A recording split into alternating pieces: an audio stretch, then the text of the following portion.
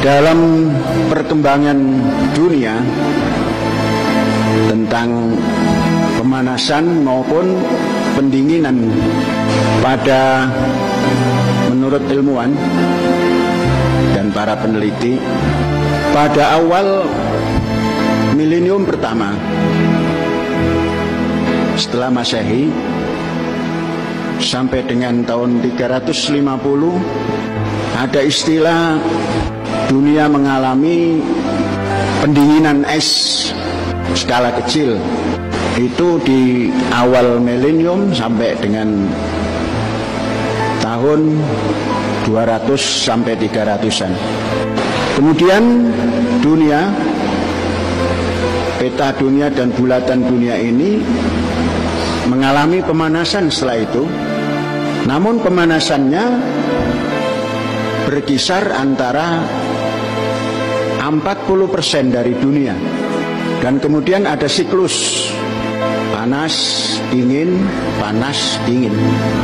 Sampai dengan milenium kedua, 1000 ke atas. Setelah itu, pemanasan ini tidak mengikuti hukum alam, ada siklus alamiah. Tapi terus memanas. Dalam tinjauan para peneliti, dalam 2000 tahun ini, pemanasan dunia global itu mencapai 98%. Maknanya hampir seluruh dunia terkena pemanasan. Orang mencari sebab. Mengapa tidak ada siklus pendinginan? Adanya panas. Manusia mulai meneliti setelah revolusi industri dan revolusi pertanian, perubahan ini cenderung tidak mengenal siklus. Terus bergerak memanas. Para pelaku ekonomi, khususnya pemegang perusahaan multinasional, meyakini bahwa ini adalah gerakan alam biasa. Tapi para peneliti menyimpulkan bahwa pemanasan global ini mereka namakan antropogenik. Antropogenik itu adalah pemanasan yang disebabkan oleh ulah dan tangan manusia. Pemegang teori ini mempunyai fakta. Syekh sering membaca ayat yang merupakan hipotesa Kanjeng Nabi Muhammad yang ditulis dalam Al-Quran. Zaharul fasad bil barri wal bahri bima kasabat aydin nas. Itu kurang lebih 1,5 milenium yang lalu.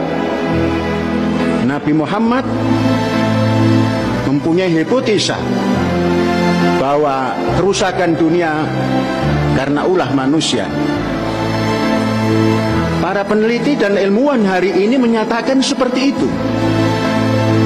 Pemanasan global ini adalah bukan daripada siklus alamiah, namun daripada antropogenik, disebabkan oleh ulah manusia.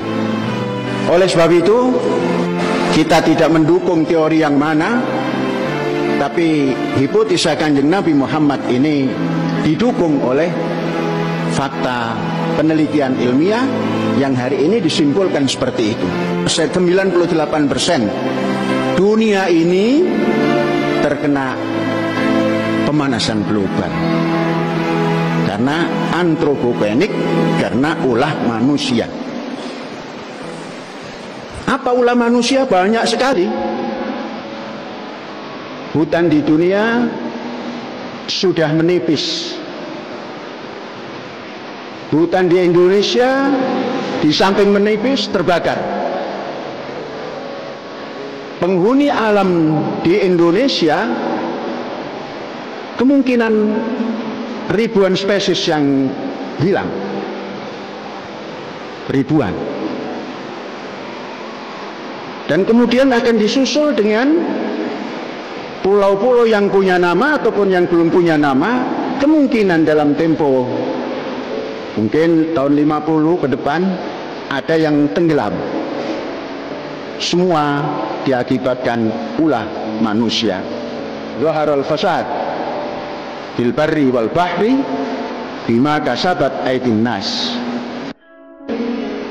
Menghadapi pemanasan global dengan action penaungan lokal. Global tidak bisa diatasi secara global, tapi harus diatasi secara local action. Local action ini mari kita buat, kita sepakati bersama. Kita hijaukan yang masih panas, kita tanami yang masih longgar, apapun tanamannya. Yang penting dia bisa melindungi kita dan makhluk selain kita. Kalau kita terlindung dari panas, maka makhluk lainnya pun terlindung dari panas. Tatkala kita terlindung dari panas, keceriaan kita akan nampak. Dan tatkala makhluk-makhluk lain terlindung dari para panas, dia akan memberikan kicauan kalau itu burung, dan dia akan memberikan geraman kalau itu makhluk yang lain burung. Lebih baik menyesal menanam dari menyesal kepanasan. Kalau menyesal menanam, ya capek-capek kita duduk menyesal saya menanam, sambil duduk menikmati naungan yang begitu melezatkan.